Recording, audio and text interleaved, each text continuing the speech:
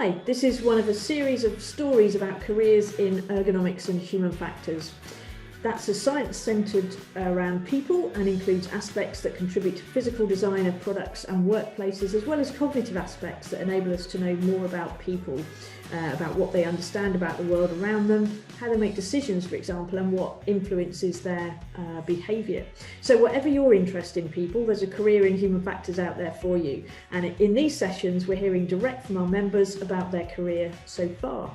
Today, we're joined by Barry Kirby, a consultant who's going to tell us his story. Barry, thanks for taking the time to talk to us today. Thank you very much for asking. Let's start with your background, really. What's your background, and how did you find human factors? So my background, I grew up in a very small village in North England where the opportunities were small and far between. So I ran away to the army. I joined the army, went to Army Sixth Form and university with grand ambitions of being an officer in the Royal Electrical and Mechanical Engineers, but then had to unfortunately leave because of medical reasons. Through that journey, I picked up my degree in command and control and engineering. And whilst I was very much dead set into being an engineer, some of them modules that I'd done were around display design, because command and control engineering was all about how different organizations talk to each other through electronic systems. So, but there was also some soft systems modules as well. So I looked at human behavior and how to get the best out of people and things like that, which I thought was really, really interesting. So that kind of sparked an interest for me. Then when I left the army, I got my first civilian job, or real job, some people would say, at Smiths Aerospace in Cheltenham, which is now GE Aviation. And that was, the initial role was supposed to be a software engineer in their research department. But I joined the cockpit team within that research department, and that was led by a human factors practitioner called Alison Starr. And really what we were doing was looking at all the interactions that a pilot would have within a cockpit. And this looked at both civilian and military, as well as fixed wing and rotor blade and a few others. And I have to admit, I was completely taken by the entire subject. I never did any software engineering while I was there. I really just jumped straight into different aspects of human factors and human factors research projects. And it's never stopped since. It's been absolutely fantastic. Well, that's a great story in itself, I think, to take that route and to think you were going to go into, one aspect software sort of design and engineering, and then discovering this whole other discipline out there. I think it really is exciting, and it grabs people, I think, so they can see the potential there. So let's have a little think about your career then. So what's been a couple of the highlights of your career so far, do you think? Thank you. Well, I'm nearly coming up on 20 years in human factors now, and I know like I'm just straight out university, look like I'm straight out university, but never mind. There's been so many projects that I've worked on that have just been so completely different. So one of the early ones I worked on was looking at autonomous vehicles and looking at how autonomous vehicles will be used on the battlefield. This was a European project, and one of the European partners had actually bought over their own car that they'd installed a much more high fidelity GPS, and then a whole lot of equipment in there, so you could actually remote control this car. And it was just what looked like a standard estate car, but you sat in it, and you had to somebody had to sit in it for safety reasons, because this was around 2003, 2004. So Tesla, or the thoughts of Tesla was still way off the mark. And so somebody had to sit in this car to go around this track and engage with different military targets and things. So I managed to pick up that opportunity. So I was leading the whole HF contribution to this demonstration. So I was like, well, clearly as I'm the senior person, I must sit in this car. And it was just fantastic to see how this car just completely drove itself around this predetermined track.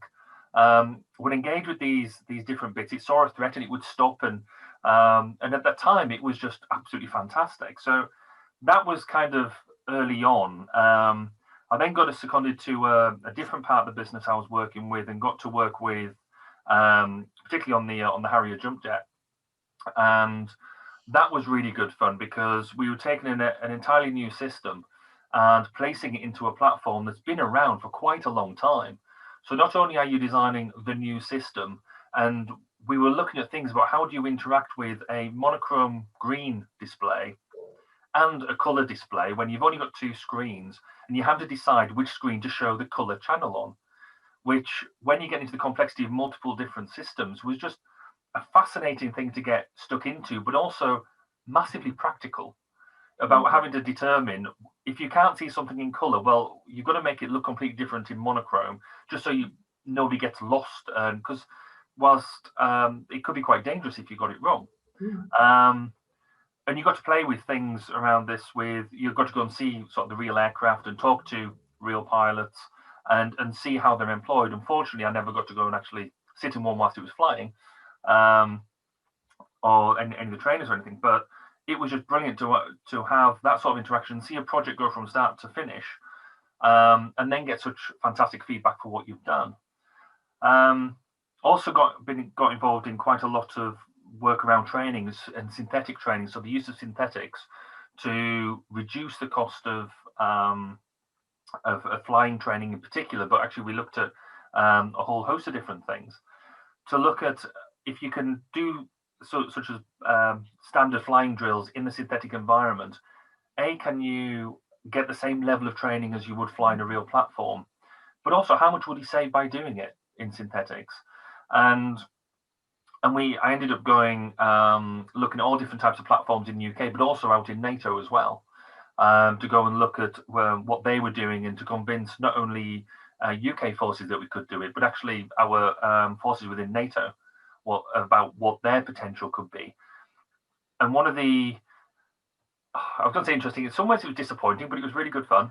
I got told that we were going to go on to a UK-US exercise, what they call a red flag, and I knew that exercise was being run out in the States, just outside Las Vegas. And so I was very excited about this, and I couldn't wait to go out there because it would have been the furthest I'd traveled on business at that point. And so we got closer and closer to the day, and I was like, oh, are we going to go out on this exercise? And oh, yeah, no, it's all teed up. I was like, well, do we need passports and all that sort of stuff? It sort of looked at me a bit weird, and I was like, well, what's going on? Oh, no, you'll find out closer to the day. And so we got to within about a week, and I was like, oh, no, I have to do travel forms and things like this. And it turns out that we were doing red flag, but it was virtual red flag. Rather than going out to Las Vegas, I was actually going to RAF Waddington and spending 2 days in RAF Waddington watching this exercise remotely, because it was all being done virtually rather than actual real aircraft. So it was a really fascinating experience. Meant we didn't start work until, because it was all being run at American time, we didn't start work till 10 o'clock at night and finish at sort of 4 o'clock in the morning. But it was a bit disappointing we didn't go out to Las Vegas.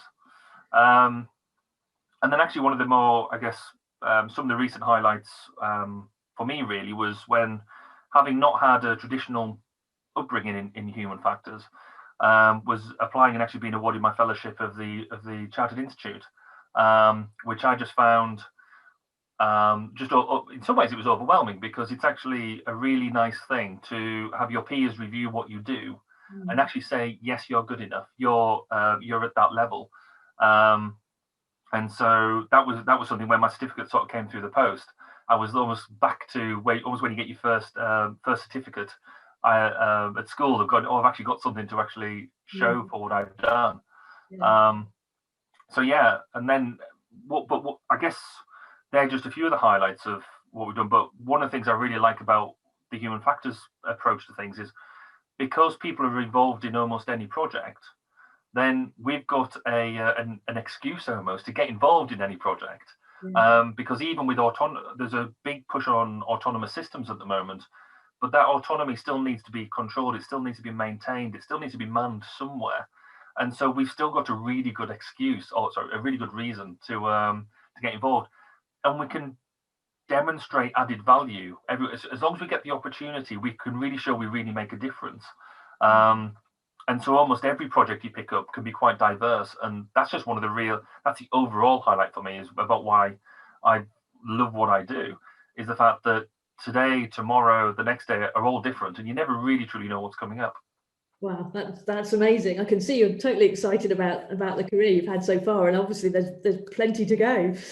Just coming back to, so you get the opportunity to work on systems, sort of autonomous systems. I'm thinking in particular, and autonomous driving there, way before the public hears about it, and Mm. then it becomes more sort of almost mainstream, really. And we hear a lot about autonomous vehicles now, but a career in human factors gives you that chance to get in at the beginning on some of these projects. Absolutely, and I guess the majority of my work has been involved in research, in future research. I mean, one of the projects I'm working on now is looking at what the military will look like in 2040. So that's like 20 years out of what we're doing. So we're looking at the future technologies. We're looking at not only what the technologies will be, but how they will be employed by the people who are going to use them, um, and how to get the most out of them. So, but it's also having a really good understanding about the type of people who are going to be using the technologies, because if we look at technologies now, we sort of think ourselves using them in 2040 or whatever. But the difference is that they will evolve in some way. So the difference between now and sort of 10 years ago is the digital immigrant or the digital native, people who are expect to use touch technologies, become connected all the time, and that type of thing. Well, in 2040, we're going to have gone through another two of them cycles. So it's not only what technology is going to be out there, but who is going to be using it, what sort of culture, what sort of behavior they're going to be expecting.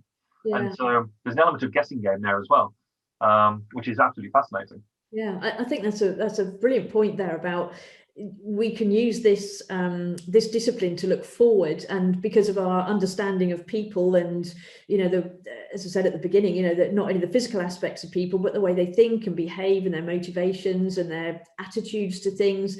There's real skill in that, and that's some of the skills that you pick up as a human factors practitioner, is a deep understanding of people, not only today but in the future. And of course the technology that we've got today is going to advance as well. There's an awful lot of really interesting competencies that you pick up, I think, that in this discipline that you wouldn't get a chance to develop in other sectors, probably in other disciplines.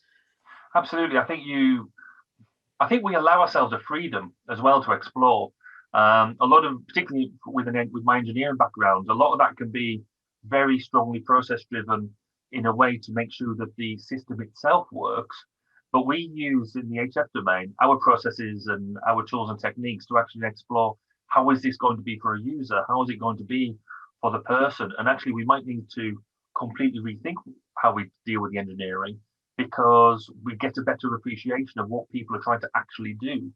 One of the things I quite like is that you might bid for a piece of work, or engage a piece of work, and your client might start off with an idea of they know exactly what they want, but actually after you've had a bit of a sit down with them and say, well, actually, not necessarily what it is you think you want, but what is it you need, and what is it you're trying to achieve at the end.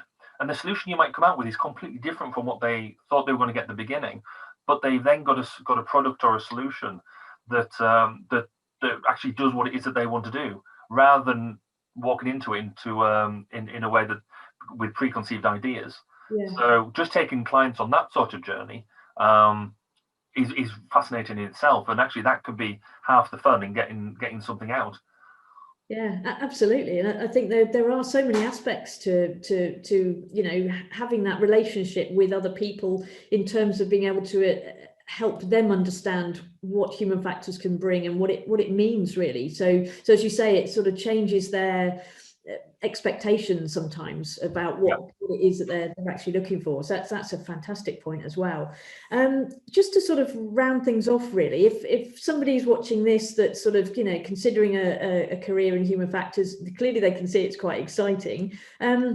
What advice would you have for them if they're just starting out? They may have come from a graduate degree that helps, or not. So what advice would you give them? Well, for me, the human factors world, so in terms of practitioners, is a small world. So we need to be able to connect with each other. And obviously, if you come from a degree or something like that, you might know a couple of people who've been involved. Then that's a great place to start. But joining the Chartered Institute of Economics and Human Factors for me, was a turning point in what I've learned, mainly because everybody gets together in effectively quite a small room. and with conferences and events and things like that. And you can actually talk to people. And it is one of these disciplines that everybody helps each other. And that is invaluable because there's no trying to hide techniques. There's no trying to do anything like that. Everybody's out to try and get the best for everybody else. So you can ask advice on the message boards on the communities part of the institute's homepage, and you can really learn from everybody. So just for, even if it's for nothing else, the networking aspect of membership brings way more value than the actual cost is. But then you've got things like the webinar, so you can actually continue learning about different aspects. My career was very sort of focused on developing interface design, but I've been able to broaden that out to learn about so many other different things using things like the webinars and the networking. But fundamentally, I think regardless of whether you get membership or not, talk to people, find other practitioners, and realize that their networks are out there. Use the resources that are available. It is one of the few disciplines that things aren't hidden away. We try not to speak in a sacred tongue, as it were. The whole point of what we do is to make things open and honest. So yeah, network, and I do think the best way of doing that is through the institute. That's brilliant. Thank you for that, Barry. Thanks very much for all your thoughts today, because it's a great flavour, I think, of what you can achieve in human factors and the possibilities out there. So thanks for that. So if anybody is watching and would like to join us as a member, you can just be interested in human factors, or you can be fully qualified. Either way, as Barry said, he's got his fellowship not so long ago, which is a great thing.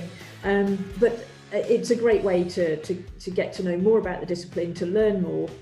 But either way, you can enjoy a great career in ergonomics and human factors. So thanks very much for listening. Thanks again to you, Barry, and see you next time.